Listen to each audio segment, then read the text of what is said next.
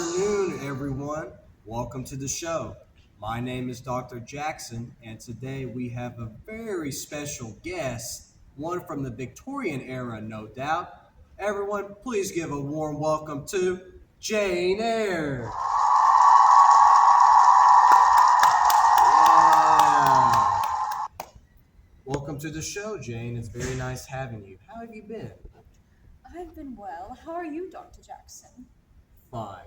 But it's not about me, Jane. It's about you. So please tell me, how has your life been since we've last met?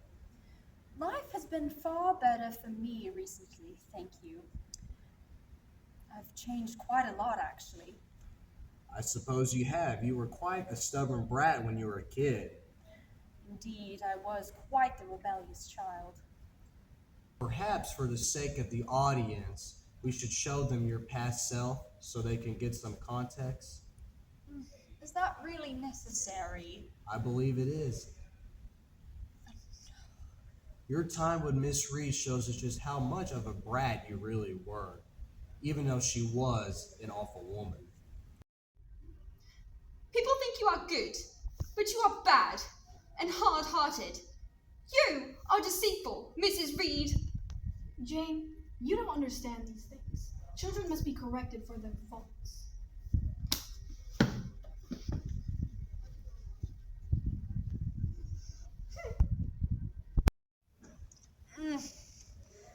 I was awful, wasn't I?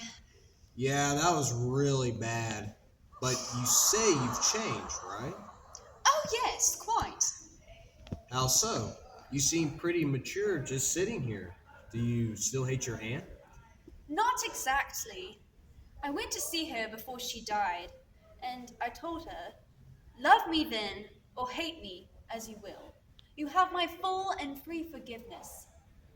Wow, that's pretty mature, Jane. Nice job, Jane. You're not a brat anymore.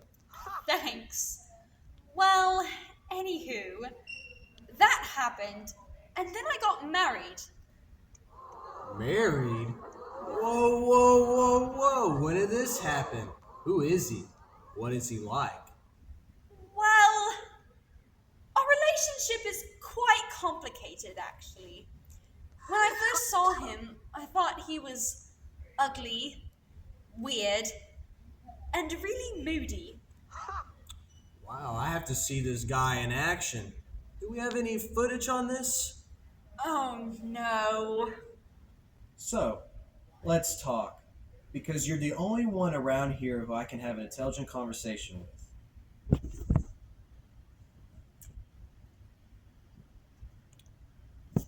Oh, come on. Surely there's something you can talk about.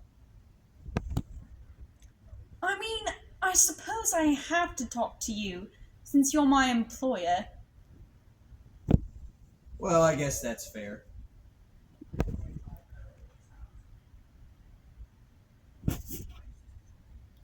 Do you think of me handsome, Jane? Nope. Well, I'm as handsome as you are pretty.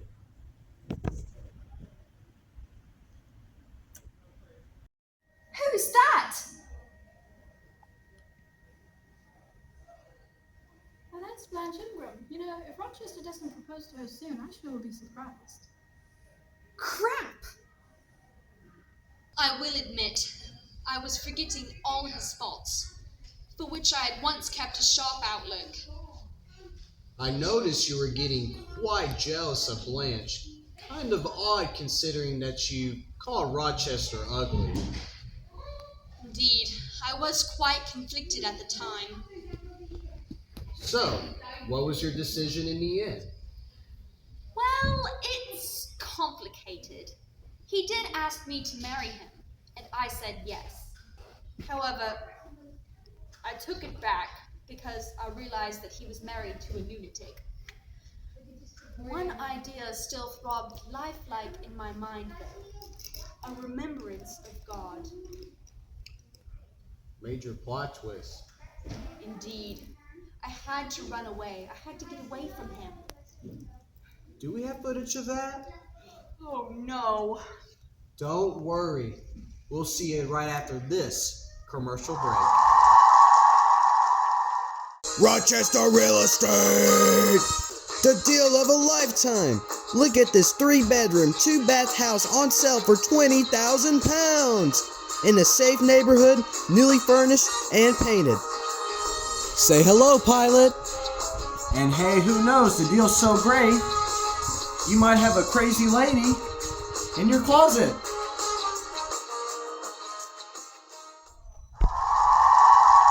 Welcome back. Let's get an idea of what Jane leaving Mr. Rochester looked like, shall we? Guy was gone. No! Jane, don't go!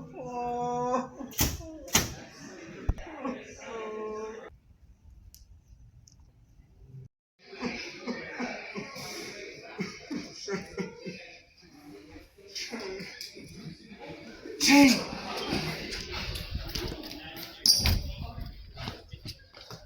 Jane! Jane! Where are you? Jane!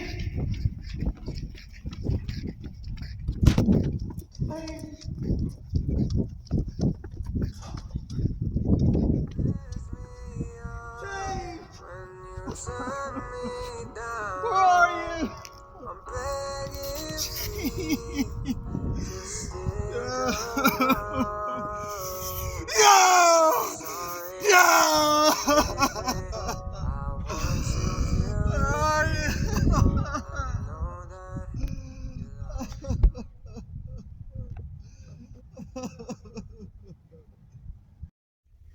Well, that was embarrassing. Why didn't he just marry him anyway? I will keep to the law given by God, sanctioned by men. If Mr. Rochester and I had married then I would not have kept to these things. I wanted to keep my moral obligations. So, even though you left him and you yourself heartbroken, you became closer to God. Exactly. I had to honor my moral principles. Well, I suppose it was good that you left him. Indeed. But I did nearly starve to death when I went away. And then my long-lost cousin proposed to me. Girl, you gotta stop leaving out these details. I mean, I just told you. I suppose that's true. Do we have any footage on this? Great. Oh, Jane, I know you can marry me. We could go to India together. We could teach people about God. You can be my missionary wife. You won't die of any random disease or anything people die of during these times. Please marry me. No, you don't love me. We're cousins, for goodness sake.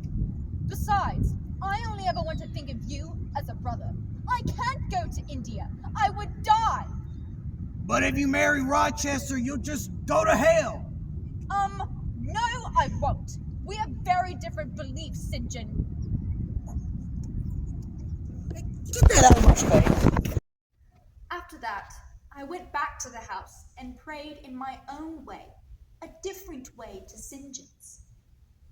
That seems very bold. A Victorian woman refusing to marry her cousin but for love instead?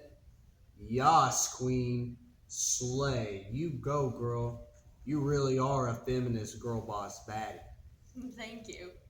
My uncle was dead, so I had money, family, and a certain system of beliefs that defined who I was. Previously, I certainly had not accepted Mr. Rochester's proposal to abandon my moral principles. But I could hear him calling my name now. I had to go to him. When I found him, his wife was dead, and he was crippled and blind. He had lost so much, and I had gained so much, that we were so close to equals by then. I told him I was an independent woman now. So, I married a crippled blind man. because I could. Wow, Jane, you really have changed. Unfortunately, we're out of time. It was nice having you as our guest and audience. Please, one last round of applause for our Victorian friend, Jane Eyre. And we'll see y'all next week. This time, our guest, another Victorian woman, Agnes Grey.